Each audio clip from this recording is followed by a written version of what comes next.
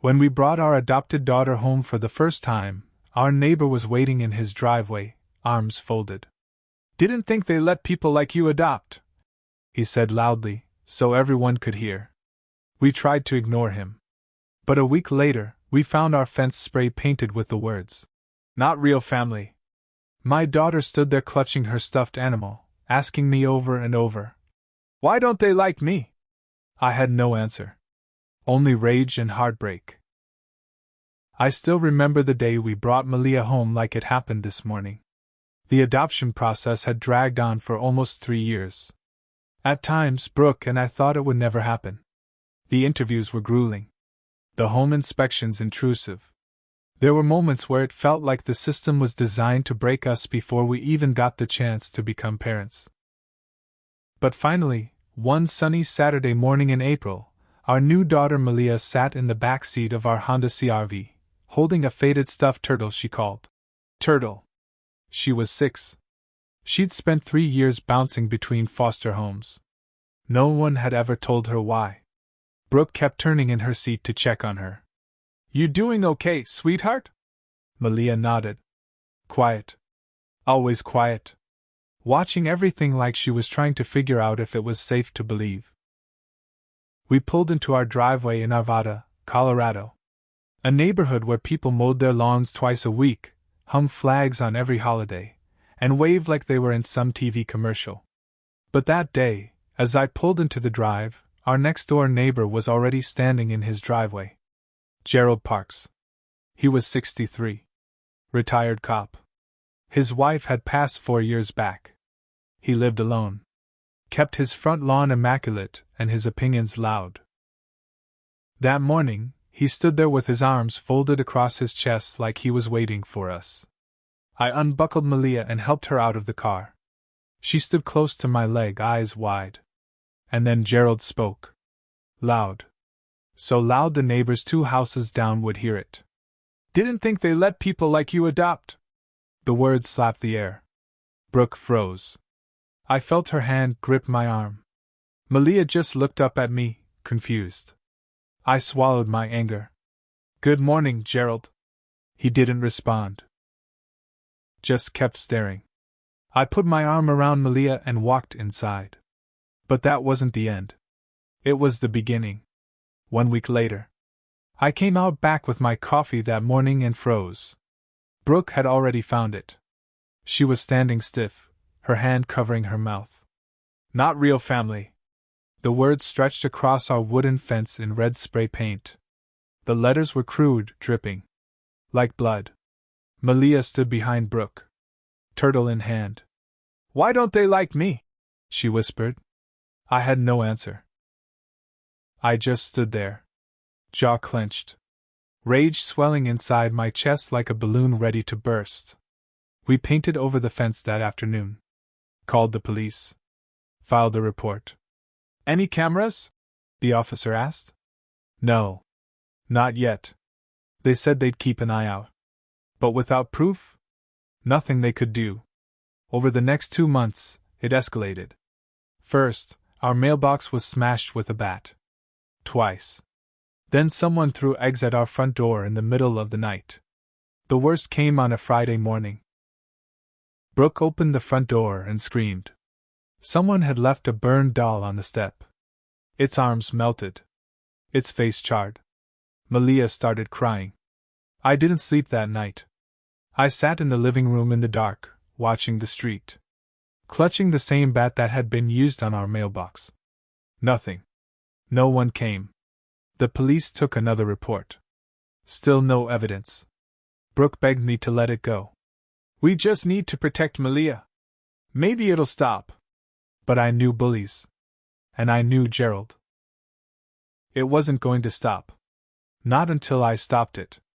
First thing, I bought 3 motion-activated floodlights and installed them around the property. Second, I put up fake security cameras in use. Signs on all sides of the house. But that wasn't the real move. The real move was quiet. Behind the scenes. While Gerald thought I was on the defensive, I went digging. Public records told me Gerald's house was mortgaged up to his eyeballs. His late wife's medical bills had eaten away most of his savings. He also owed back property taxes.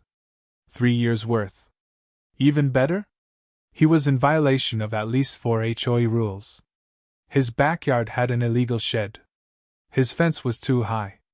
And his garbage bins were stored outside the approved enclosure area. Small things. But small things add up. Brooke and I started keeping a journal. Every time something happened, we wrote it down. Time. Date. Photos. Copies of every police report. I also installed a real camera this time. Hidden. Facing the fence line. Took weeks, but eventually, we got the jackpot. One night, just past midnight, Gerald came across the yard. His bald head catching the moonlight. He threw a garbage bag over the fence. Inside? Rotting meat. That's when I knew. He'd handed me the weapon I needed. I took the video to a lawyer. We filed for a restraining order and prepared a civil harassment lawsuit. At the same time, I anonymously reported Gerald's shed, fence, and garbage violations to the HOA. I included photos and copies of our harassment journal. The HOA moved fast once they saw the liability risk. They fined Gerald thousands. But the lawsuit? That was the real hit. The day he was served, Gerald stormed across the lawn. "Think you can sue me?" he barked. Brooke grabbed Malia and pulled her inside. I stood firm. "You brought this on yourself, Gerald. Stay off my property." His face went purple. "I'll ruin you." "You already tried." He left. The video evidence killed any defense he had. The judge didn't just approve the restraining order. He ruled in our favor for harassment damages. Gerald owed us $48,000 plus legal fees. He didn't have it. His house? Now at risk of foreclosure from unpaid taxes, HOA fines, and now, our court judgment. I didn't celebrate yet. This wasn't over.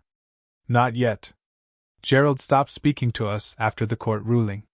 But the silent war wasn't over. He started doing things just barely inside the law. His floodlights beamed into Malia's bedroom at all hours. We bought blackout curtains. He'd sit in his car at the edge of his driveway, engine running, staring at our house while sipping from a flask. Sometimes for hours. The police said he wasn't trespassing. "Call us if he steps on your property," they said. So we waited. And documented everything. One morning, Brooke opened the mailbox and found a letter. No return address.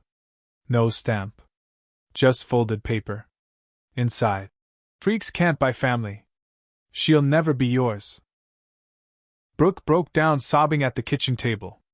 Malia came in, rubbing her eyes. "Mama? Why are you crying?" Brooke wiped her tears fast.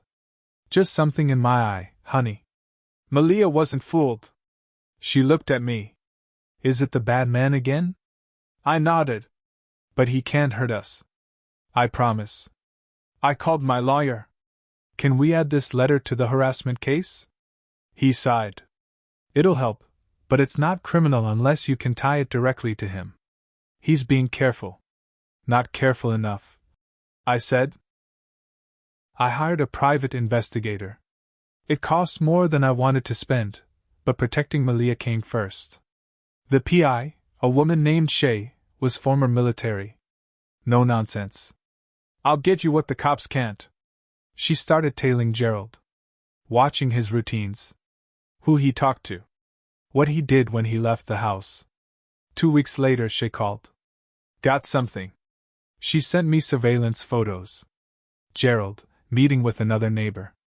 A guy named Scott. Lived 2 houses down. They were leaning against Gerald's fence, heads close, speaking quietly.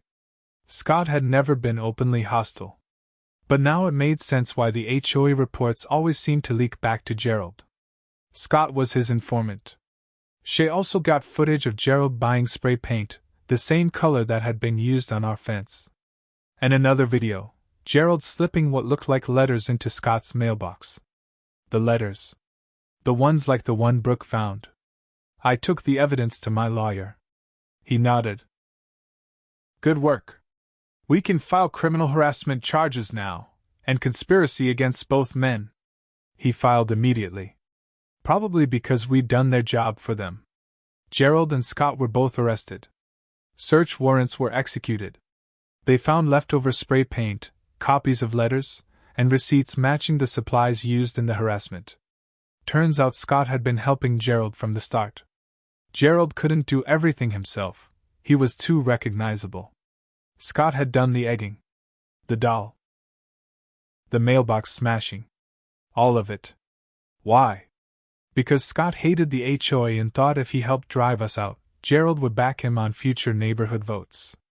2 men. Old enough to know better. Acting like schoolyard bullies. Both of them posted bail. And that's when the final blow came. Gerald filed a lawsuit against us. Emotional distress, his lawyer claimed. Loss of property. Loss of community standing. I couldn't believe it. After everything he'd done, he was blaming us. Brooke almost broke. We can't keep fighting forever, she whispered one night. What if it never ends?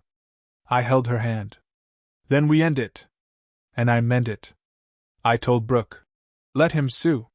He's desperate. He's got nothing left. But inside I was scared too. Gerald might have lost his house soon, but a long court fight could drain us before that happened. The next week felt like a blur. Meetings with our lawyer. Phone calls.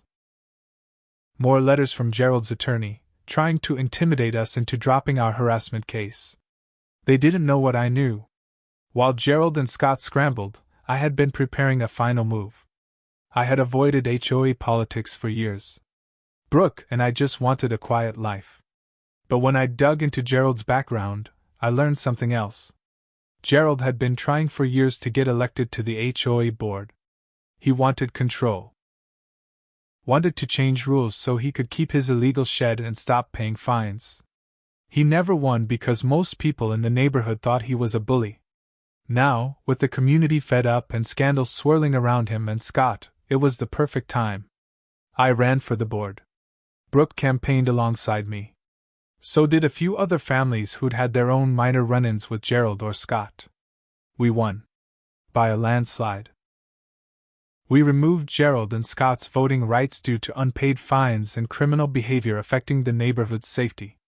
Scott's house, also deep in fines and tax debt, was now flagged for foreclosure proceedings. Gerald's house? Already in foreclosure.